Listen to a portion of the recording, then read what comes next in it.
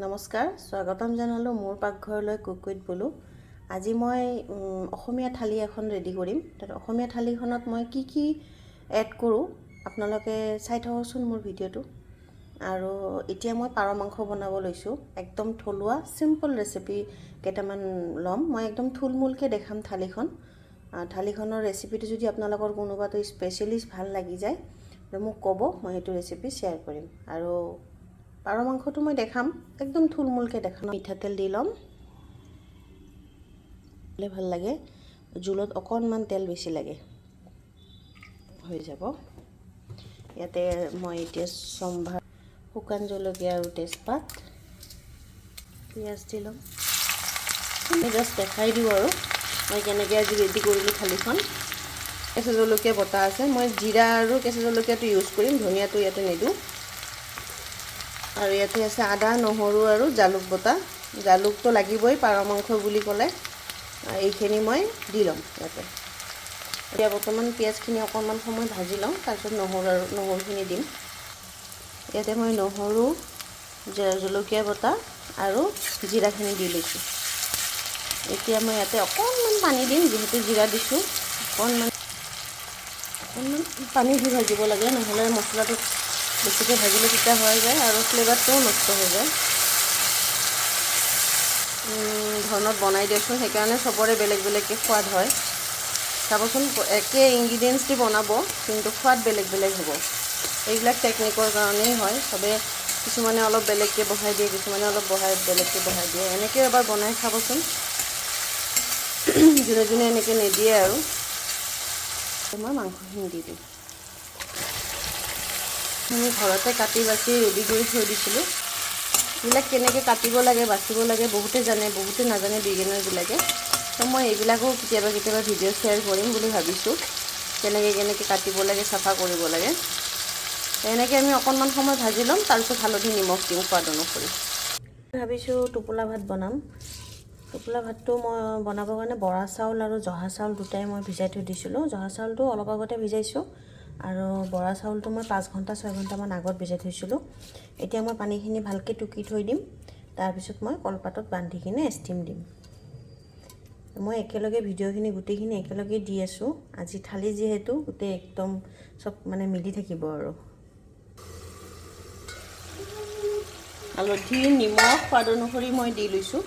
এতিয়া মই এনেকৈ অকণমান সময় ভাজি থাকিম, তাৰপিছত মই আদা আৰু জালুকখিনি এড কৰিম।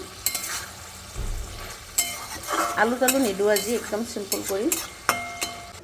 এতিয়া আদা আৰু জালুক দি দিলোঁ, একদম ধুনীয়াকৈ ভাজা হৈ গ'ল। অকণমান 2 মিনিট ভাজিম, ভাজি কিনে মই পানী দি দিম।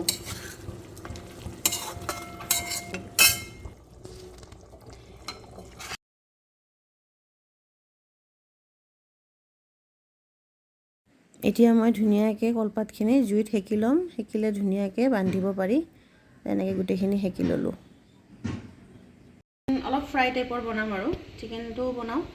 এইটো চিকেনখিনি মই চিম্পুল ৰেচিপি, নহৰু, পিঁয়াজ, জলকীয়া এইবিলাক চব মিহিকৈ কৰি লৈছোঁ। আৰু অলপ বটা মছলা সেয়া অকণমান নহৰু বটিছোঁ, অকণমান আদা আৰু জালুক আছে।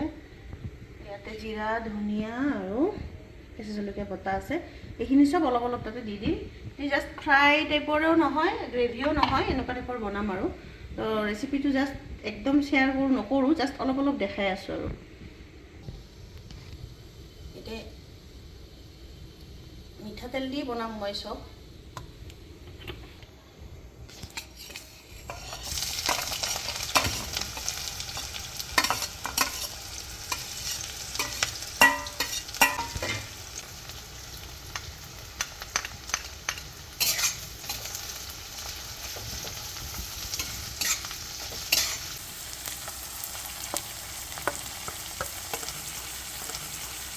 এই ভাজিটোত মই ধনিয়া বটাটো বেছিকৈ দিম।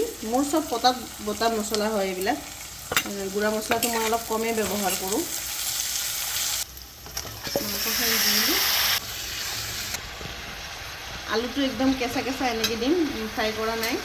দেশী ষ্টাইলত বনাম বুলি ক'লোঁ ন, এইটো আৰু একদম।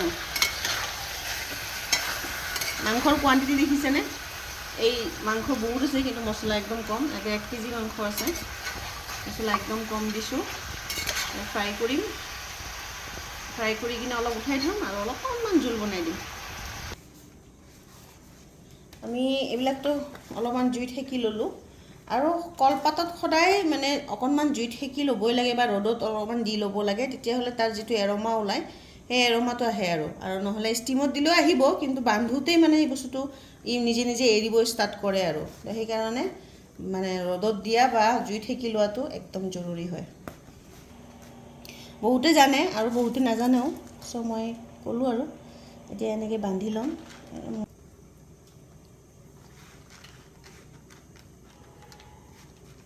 এইটো বৰা চাউল আৰু জহা চাউল এনেকৈ ল'লোঁ, লৈ কিনে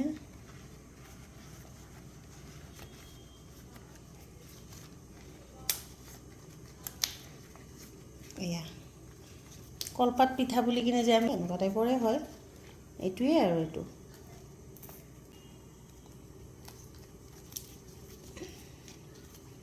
এনেকৈ মূৰাই ধুনীয়াকৈ সোমাই দিলোঁ, এয়া হৈ গ'ল। এনেকৈ আমি গোটেইখিনি বনাই ল'ম আৰু ষ্টিমত দিয়াটো মই দেখাই আছোঁ।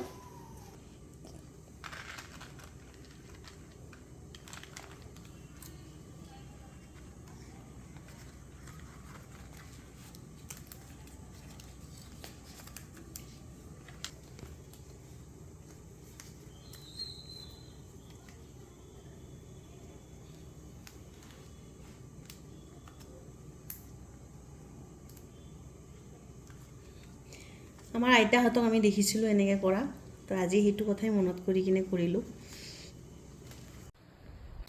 পানী দিলোঁ আৰু ইয়াতে মই যেনেকৈ বনাই এনেকুৱাই এয়া এনেকৈ ঢাকন লগাই দি ইয়াতে বহাই দিম আৰু ইয়াতে ঢাকন দি দিম, পানীখিনি গৰম হ'ব দিওঁ। এয়া এইটোৱে মই আদা আৰু জালুকটো দিম, এনেকৈ অলপ সময় ভাজি মই ভাজা মাংসটো উঠাই ল'ম, তাৰপিছত জোল দিম। ইয়াতে অলপ জোলো বনাম মানে।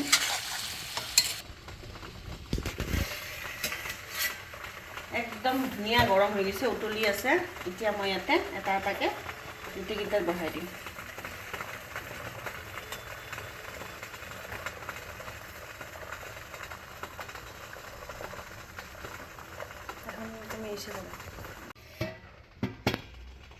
আমাৰ কচা মাংস একদম ৰেডি, মাংস উঠাই ল'লোঁ। এতিয়া মই ধুনীয়াকৈ এইটো জোল দি দিম। এতিয়া মাংসত অকণমান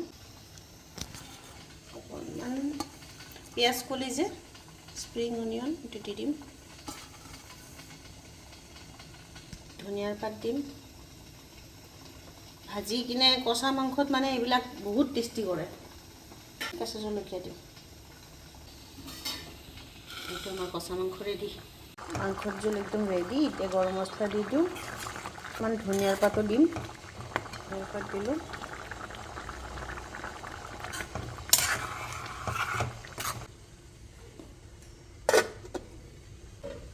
এইটো এতিয়া গেছটো অফ কৰি দিওঁ। 20 মিনিটমান হ'ল, হৈ যাব আৰু বইল হৈ গৈছে। এইটো গেছটো অফ কৰি দিওঁ, এনেকৈ থাকক। এখন চালাড বনাই লওঁ। মোৰ ঘৰৰ একদম তাজা তাজা ফ্ৰেছ একদম গাজৰ, বিলাহী, বন্ধাকবি এইবিলাক চব মোৰ ঘৰৰ হয়। মই চাট বাগান কৰোঁ বুলি কৈছোঁৱে ন আপোনালোকক, চ' এই চাট বাগানৰে হয় এইবিলাক গোটেইখিনি। এইখিনি মই চালাড বনাই ল'ম।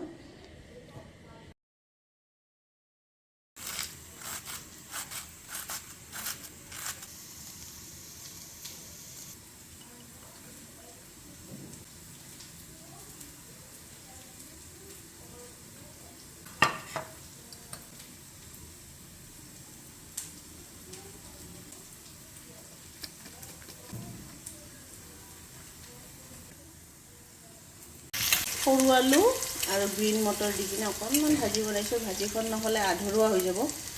ভাজি হৈ গ'ল। এতিয়া আমাৰ কাঢ়ি একদম ৰেডি।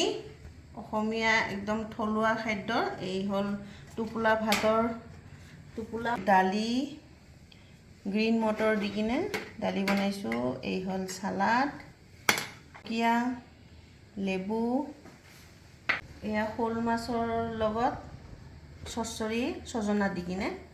এইটো ৰেচিপি মই আজি মানে দেখুওৱা নহ'ল, কিন্তু বনাই থৈছোঁ আৰু মই। আৰু এই হ'ল শুকান ভাজি, আলু, বিন আৰু গ্ৰীণ মটৰ। টোপোলা ভাত বুলি কোৱাৰ লগে লগে পাৰ মাংস, একদম পাৰ মাংস আৰু হাঁহৰ মাংস এই দুটাই যায় বহুত ধুনীয়াকৈ। চ' মই আজি পাৰ মাংস ৰাখিছোঁ। আৰু ইয়াতে আছে বৰালা মাছ যে সৰু সৰু, এইটো দি মানে বিলাহী আৰু পিঁয়াজ কলি দি বনাইছিলোঁ। এইটো মুৰ্গী মাংসৰ জোল, এইটো মুৰ্গী মাংসৰ একদম শুকান ভাজি, স্প্ৰিং অনিয়ন এইবিলাক দি কিনে কৰিছোঁ। আৰু এটা মই কেক বনাইছোঁ, কেকটো মই দেখাই দিওঁ। আৰু এক গিলাচ পানী। আৰু এই কেকটোৰ ৰেচিপিটো যদি আপোনালোকে চাব বিচাৰে তেতিয়াহ'লে মোক কমেণ্টত ক'ব, ৰেড ভেলভেট। মই আজি এইটো ৰেচিপি দেখুওৱা নাই, চ' এইটো মই আপোনালোকৰ কমেণ্টত আহিলে মই নিশ্চয় শ্বেয়াৰ কৰিম। আৰু মোৰ আজি ট্ৰেডিশ্যনেল থালিখন কেনেকুৱা লাগিছে আপোনালোকে কমেণ্টত ক'ব। আৰু যদি ভাল লাগিছে লাইক, শ্বেয়াৰ, কমেণ্ট আৰু ছাবস্ক্ৰাইব কৰি দিব। আজিলৈ আহোঁ, সকলোৱে সুস্থ থাকক, হেল্ডি থাকক, নমস্কাৰ। এতিয়া আমি সকলোৱে কেকটো কাটিলোঁ। আজি ভেলেণ্টাইন ডে' বুলি কিনে এইটো স্পেচিয়েল থালি বনাইছিলোঁ মই। চ' আপোনালোকৰ কেনেকুৱা লাগিল ভিডিঅ'টো চাই ক'ব। Happy Valentine day'.